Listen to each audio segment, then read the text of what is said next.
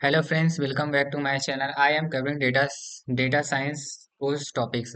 So let's start our topics. Today's topic is data preparation phase. What is a data preparation? Data preparation is a process of cleaning, transforming and organizing data. Two, it is used for analysis and machine learning programs. मतलब कि जो हमारा data है उसे clean करना, transform करना, organise करना is a data preparation phase. This phase is a crucial phase of data science. So our next topic is agenda. मतलब आज हम कौन कौन से टॉपिक्स कवर करने वाले हैं. First is add and index field using Python, changing misleading field value using Python, express categorical field value using Python, standardized numerical field using Python, and identify outliers using Python. So let's start.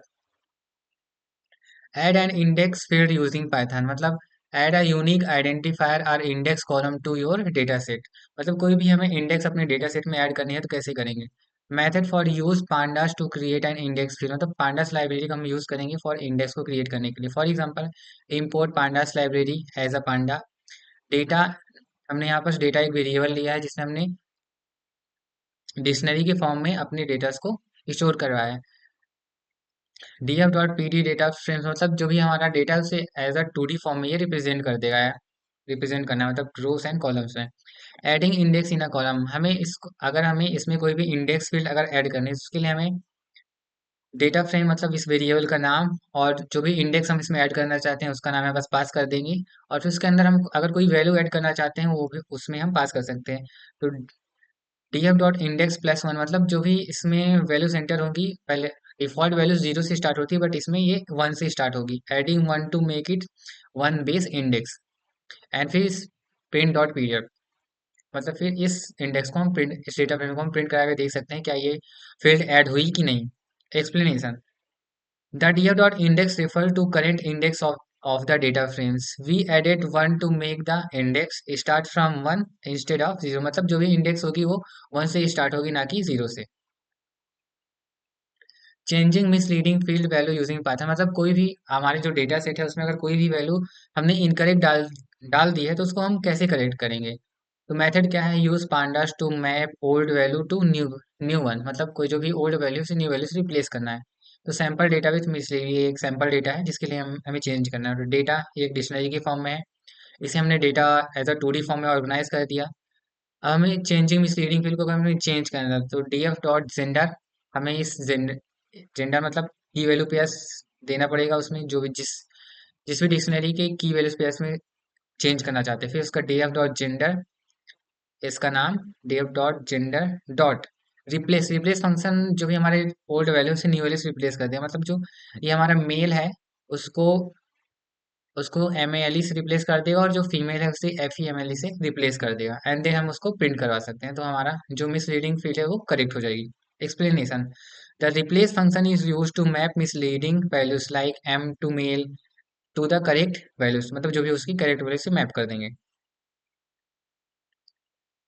री express categorical field value using Python. जो भी हमारी categorical field है उसे हम री express करना चाहते हैं या ऑर्गेनाइज करना चाहते हैं तो कैसे करेंगे. इसके लिए हम pd डॉट मेथड क्या है. यूज pd मतलब pd एक लाइब्रेरी मतलब pandas लाइब्रेरी है. pd dot gate dummies for one hot encoding and level encoded for sklearn for level encounter. मतलब जो भी वन हॉट एनकोडिंग है जिसमें जो भी डेटा है वो और ऑर्गेनाइज जिसमें जो ग्रुपिंग होगी होगी तो वो जीरो एंड वन की फॉर्म में रिप्रेजेंट कर देगा कि मतलब ये डेटा इस वाले ग्रुप में है या नहीं.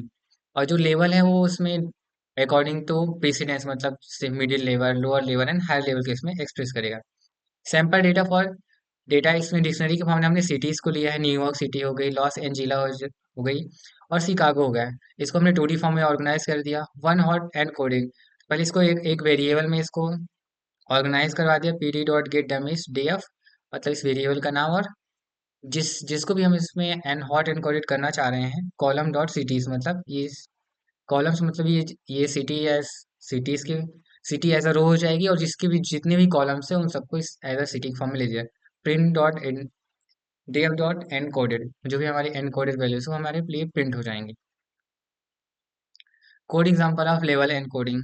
From sklearn dot pre processing मतलब sklearn एक लाइब्रेरी है जिसमें से हम लेबल एनकोडर इंपोर्ट कर लेंगे। सैंपल डेटा वही है न्यूयॉर्क सिटी वाला, और इसमें पीडीएफ और डेटा अपने को 2D फॉर्म में रिप्रेजेंट कर देंगे।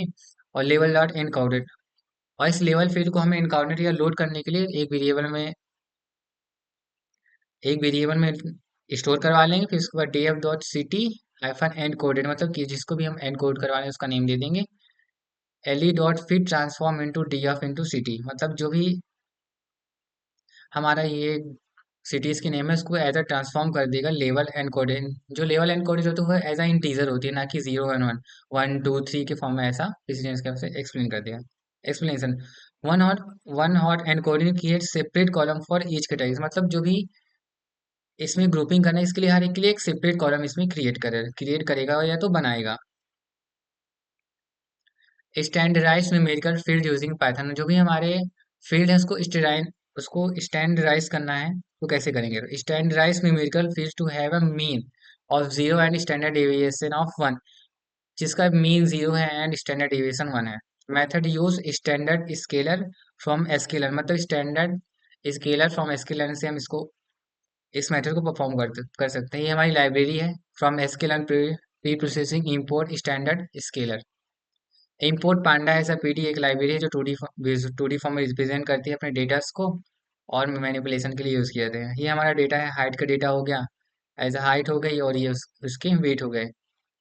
इसको 2D फॉर्म में रोज एंड कॉलम्स के फॉर्म में इसको अरेंज कर देंगे। स्टैंडर्डाइज न्यूमेरिकल फील्ड, तो स्केलर डॉट स्टैंडर्डाइज, इसमें हमने एज अ इस स्टैंड फंक्शन को हमने कॉल किया एज इस कॉल किया, इसमें इसको स्टोर करवा लिया। फिर उसके बाद df dot height and weight को स्केलर फिर ट्रांसफॉर्म इनटू, फिर मैंने इसको स्टैंडर्ड डेविएशन के हिसाब से इसको यूज कर लिया, स्टैंडर्डाइज कर दिया। इस डेटा को हमने स्टैंडर्डाइज कर दिया है इना मीन और डेविएशन के हिसाब से। Explanation, the standard scaler is the feature of have zero means and unit variance. जो इसका फीचर क्या है, जो भी ये स्केल हो रहा है वो हैव जीरो मीन्स ही होगा या यूनिट वेरिएंस में भी होगा, यूनिट वेरिएंस में होगा। Next topic is identify outliers using Python, जो भी हमारे डेटा में आउटलायर्स को कैसे आइडेंटिफाई करेंगे। इसके detect outlier in a numerical fields using statistical methods like zero score are I Q are, मतलब जो भी हमारे डेटा सेट में आउटलायर, जो भी न्यूमेरिकल फील्ड में आउटलायर्स को कैसे डिटेक्ट करेंगे, यूजिंग कैसे करें, इसके लिए हम स्टैटिकल मेथड का यूज कर सकते हैं। Method use zero score or interquartile range method का यूज कर सकते हैं। इसके लिए हम नम पी वाई एक लाइब्रेरी है जो न्यूमेरिकल एनालिसिस के लिए यूज की जाती है। इसके लिए from scipy.state import zero score, ये एक मेथड है जिसको जो इस लाइब्रेरी में एज अ फंक्शन है इसको हम इंपोर्ट कर लेंगे। ये हमारा सैंपल डेटा है, इसको 2D फॉर्म में हमने अरेंज कर दिया, एज अ कॉलम होगी, और इसके बाद ये सारे के सारे एज अ कॉलम में स्टोर हो जाएंगे। Z score method for detecting outlier, में आउटलायर क्या है, इसमें आउट मतलब जैसे कि किसी की एज 200 नहीं हो सकती, इसको कैसे डिटेक्ट करेंगे, इसके लिए हम इस जेड स्कोर का यूज करेंगे। तो df डॉट जेड स्कोर, ये इस फंक्शन को हमने कॉल किया जेड स्कोर के नाम से।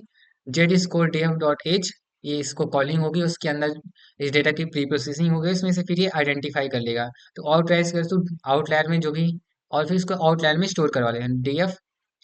df जेड स्कोर हमने एज अ पास कर दिया। Dot abs dot greater than 3, जो भी इसका स्टैंडर्ड डेविएशन है, जो भी ग्रेटर देन 0 मतलब ग्रेटर देन 3 आ जाएगा, उसे इसमें आउटलायर में स्टोर करवा लेना है। तो consider abs greater than 3 as outliers, तो प्रिंट आउटलायर्स इसमें हम करवा देंगे। क्योंकि किसी की भी एज मतलब पहले तो होती थी, लेकिन अब किसी की भी कोई भी इंसान है, अब तो 80 साल ही जीवित रहते हैं, लेकिन मैक्सिमम हम 100 मान सकते हैं, लेकिन 200 किसी की भी नहीं मान सकते। इसलिए हम इसको डिटेक्ट कर रहे हैं कि इसमें से कौन सा आउटलायर मतलब अपने डेटा से बाहर जा रहा है। इसके लिए हम इन जेड स्कोर और आइडर क्वार्टर रेंज का यूज करते हैं। Code example for Q R method, मतलब जो भी क्वार्टरल मेथड के लिए ये एक एग्जांपल है। कैलकुलेट आई क्यू आर, ये मेथड है जिसमें df डॉट एज डॉट क्वार्टियल 0.25 एंड एज इट क्वार्टर डॉट 0.75। अगर इसको define outliers Q3 and Q को माइनस कर देंगे तो क्यू आर का हमें वैल्यू आउटलायर हमें मिल जाएगा। तो आउटलायर में हमें क्या स्टोर करवाना है, डी एफ एक वेरिएबल है जो ऊपर में स्टोर करा है, डी एफ डॉट जिसकी जो भी मतलब और इसमें जो एज है उसकी जो वैल्यू है Q1 - 1.5 स्टार, मतलब मल्टीप्लाई करने के बाद जो भी इसकी रेंज आ रही है उसमें ग्रेटर देन लेस देन दोनों में से कुछ भी है तो उसको आउटलाइन में स्टोर करवा देंगे and इसको प्रिंट करवा देंगे, इसको हम प्रिंट करवा देंगे। Explanation: The Z-score method identify outlier based on how far value in how far मतलब जो भी वैल्यू वो कितनी दूर है in from of the mean, मतलब जो भी जेड स्कोर मेथड वर्क कैसे करते हैं, जो भी अपना डेटा उसमें जो भी एज उसमें स्टोर है उसमें से उसका जो मीन और स्टैंडर्ड डेविएशन वो निकालेगा और फिर इसकी वैल्यूज को फाइंड करेगा कि उससे कितना डिस्टेंस ज्यादा है या कम है, उस हिसाब से जेड स्कोर हम मेथड लगा देंगे। और IQR method detect outlier using the range, मतलब उसकी रेंज कितनी है, range between first and third, मतलब इसके और इसके बीच में हमने रेंज डिफाइन कर दी कि जो भी अपनी एज है इसके और इसके बीच में ही होनी चाहिए। अगर इससे ज्यादा आ रही तो वो अपना आउटलायर में आ जाएगा, तो इसमें क्वार्टाइल्स में इसको स्टोर करवा लेंगे। ये हमारी मेथड रहेगी। So friends, this is our topic topic and and of our topic, मतलब जो भी आज हमने टॉपिक कवर किया वो कवर कर लिया है। So thank you for watching my videos.